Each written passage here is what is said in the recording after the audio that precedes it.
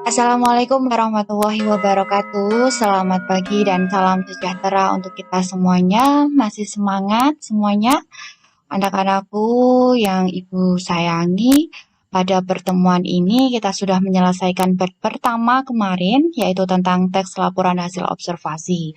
Untuk bab kedua ini bertemu lagi dengan Bu Siska, di mana bab yang akan kita bahas yaitu tentang teks eksposisi. Sebelumnya, semoga kita semua masih dalam lindungan Tuhan Yang Maha Esa di masa pandemi ini. Semoga kita segera bisa bertatap muka, kita bisa bertemu kembali dalam keadaan sehat. Sebelum Ibu mulai, marilah kita berdoa menurut agama dan kepercayaan masing-masing. Berdoa dimulai.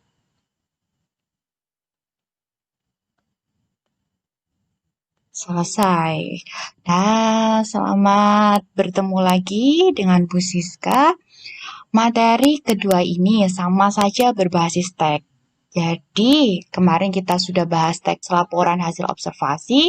Kali ini kita masih membahas tentang teks eksposisi. Kalian pasti tidak asing dengan kata-kata teks eksposisi. Waktu pelajaran SMP, pasti kalian sudah sering mendengar kata eksposisi. Ada eksposisi, deskripsi, narasi, dan lain sebagainya. Nah, kali ini kita akan belajar tentang teks eksposisi.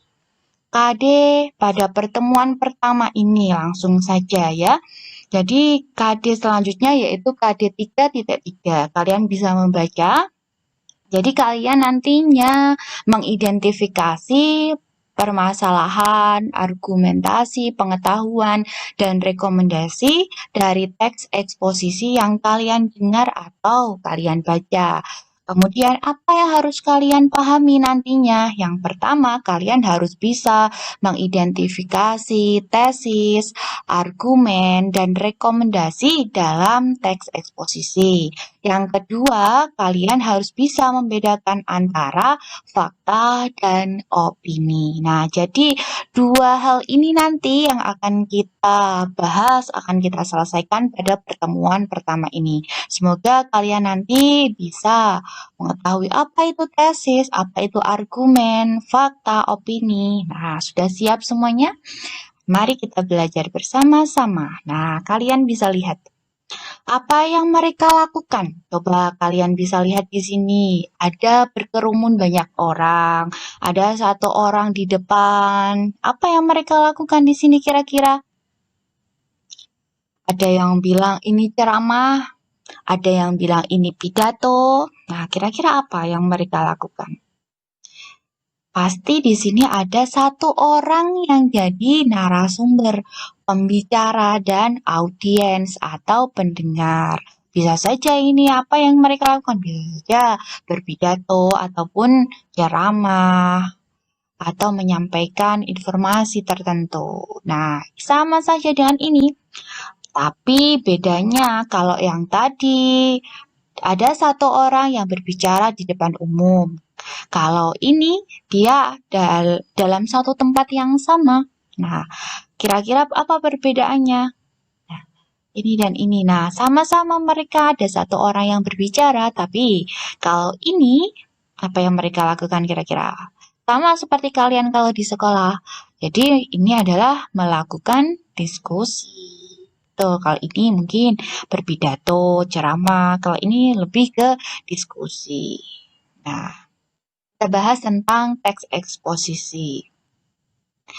Jadi, di mana bab kedua ini kita membahas teks eksposisi, yaitu teks yang digunakan untuk menyampaikan pendapat tentang suatu permasalahan dengan menyajikan argumen atau pendukung, bisa berupa bukti atau contoh atau alasan yang logis. Yang logis itu yang masuk akal.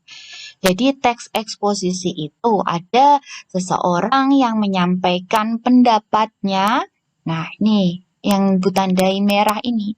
Jadi hal yang penting di sini adalah seseorang itu menyampaikan pendapat tetapi harus disertai dengan bukti atau argumen yang mendukung dari pendapatnya tadi. Inti dari teks eksposisi itu, seseorang menyampaikan pendapat terhadap suatu permasalahan, tetapi harus disertai dengan hal-hal yang mendukung pendapatnya tadi agar orang lain itu percaya, baik itu bukti, baik itu contoh, alasan, ataupun hal-hal yang mendukung dari pendapat yang disampaikan. Jadi jelas ya, jadi eksposisi itu orang menyampaikan pendapat kemudian harus disertai dengan argumen atau pendapat yang mendukung. Selanjutnya, nah, ciri-ciri dari teks eksposisi ada 4. Yang pertama, jadi seseorang itu menyampaikan informasi itu sifatnya mengajak agar orang lain itu terpengaruh mengikuti apa yang dia sampaikan. Kemudian menjelaskan informasi-informasi pengetahuan bersifat objektif dan natural. Objektif itu artinya hal-hal yang umum, dia tidak bersifat subjektif, artinya dia tidak atas dasar opininya sendiri atau pendapatnya sendiri. Kemudian penjelasannya itu harus disertai dengan data-data yang akurat. Harus data-data itu data-data yang bisa diyakini kebenarannya, tidak asal-asalan.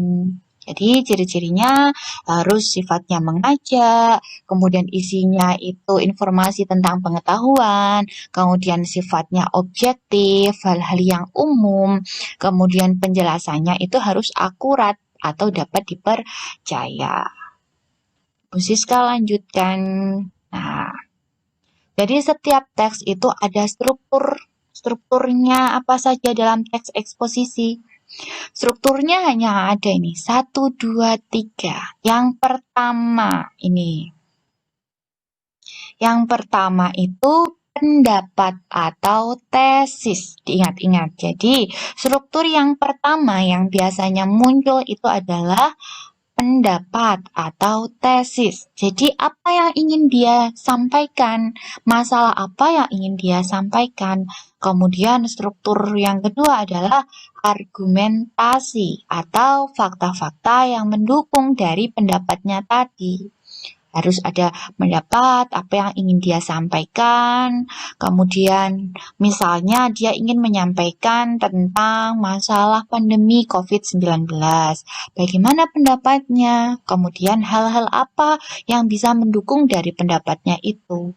Yang terakhir adalah rekomendasi atau saran yang disampaikan. Jadi kalau kita berbicara itu harus punya saran atau solusi pemecahan. Jadi strukturnya ada 3. Bu Siska ulangi lagi. Yang pertama ada tesis, yang kedua ada argumentasi, dan yang terakhir ada rekomendasi. Nah, selanjutnya, ini penjelasannya. Kalian bisa baca ya. Pendapat atau tesis, dia biasanya letaknya di paling awal. Jadi pendapat ini kita ungkapkan pertama kali gagasan utama tentang permasalahan yang akan kita bahas. Kemudian argumentasi itu fakta-fakta yang mendukung terhadap pernyataan pendapat sebagai penjelasan dari argumen si penulis. Jadi kalau argumentasi itu isinya fakta-fakta yang mendukung dari pendapat atau tesis yang kita sampaikan di awal. Yang terakhir adalah rekomendasi atau penegasan ulang. Bisa menegaskan kembali, bisa berupa saran yang disampaikan penulis terhadap pendapat yang telah disampaikan. Nah, ada yang kurang paham? Kira-kira yang Ibu jelaskan, jadi strukturnya ada 3. Yang pertama tesis itu gagasan umum, argumentasi itu fakta-fakta yang mendukung dari pendapat, dan rekomendasi itu bisa berupa penegasan. Rekomendasi atau penegasan ulang itu isinya berupa saran. Bisa dibaca sendiri ya. Selanjutnya, Nah, tadi yang pertama, kita kan harus menyampaikan pendapat itu harus disertai dengan fakta. Nah, kira-kira kalau dalam teks, kita kan harus tahu apa itu fakta, apa itu opini. Jadi bentuk fakta itu kalimatnya seperti apa, opini itu seperti apa. Nah, perbedaan antara fakta dan opini dalam teks eksposisi. Kalian bisa lihat. Yang pertama, perbedaannya apa? Coba kita lihat. Kalau fakta itu sifatnya objektif. Kalau opini sifatnya subjektif. Maksudnya apa toh? Fakta sifatnya objektif. Hal-hal yang umum yang bisa diterima pendapat orang banyak itu objektif. Kalau subjektif itu pendapat individual. Jadi kalau objektif itu jadi hal-hal yang diyakini oleh orang banyak. Tapi kalau bersifatnya subjektif itu atas dasar pendapatnya sendiri atau individual. Yang kedua, fakta merupakan kebenaran yang telah terjadi dan diuji. Nah, kalau fakta ciri-cirinya itu dia sudah terjadi, dia sudah diuji. Kemudian memiliki data yang akurat dan jelas. Ada data yang mendukung dan itu akurat dan jelas. Contohnya di sini. Telah terjadi penambahan kasus COVID-19 pagi ini sebanyak 12 kasus baru. Sampai saat ini, Senin 20 Juli 2020, sudah ada 720 kasus yang terjadi di kota ini. Semoga ini tidak terjadi ya. Jadi, kalau fakta itu kalau di dalam tulisan itu hal yang telah terjadi. Selain itu, ciri-ciri dari fakta, dia pasti berupa bisa tanggal, dicantumkan angka, kemudian ya paling gampang, paling mudah kalian mencermati kalau itu kalimat fakta atau opini, di dalamnya pasti ada angka. Entah itu jumlah, entah itu tanggal, hari, dan lain sebagainya. Itu pasti kalimat fakta. Ingat-ingat ya. Jadi, hal yang telah terjadi, misalnya telah terjadi kecelakaan, telah terjadi peristiwa kebakaran. Nah, itu berupa fakta. Kalau misalnya ada kata Senin 20 Juli 2020, itu kan berupa angka. Nah, itu juga masuk ke dalam kalimat yang berupa fakta. Beda halnya dengan opini. Kalau opini itu sifatnya subjektif, kemudian merupakan peristiwa yang belum terjadi. Ingat-ingat, kalau fakta itu sudah terjadi, kalau opini belum terjadi. Dan ini tidak terdapat data yang mendukung. Contohnya, dia adalah wanita paling cantik menurutku. Sudah jelas ada kata menurutku. Jadi itu adalah sifatnya subjektif, itu pendapatnya sendiri. Ada lagi misalnya, menurut perkiraan akan terjadi hujan malam ini. Menurutku malam ini akan terjadi hujan. Nah, itu juga kalimat opini karena belum terjadi. Tapi misalnya tadi seperti fakta, menurut BMKG telah terjadi hujan deras pada Senin 20 Agustus 2019 misalnya seperti itu. Itu berarti kalimat fakta.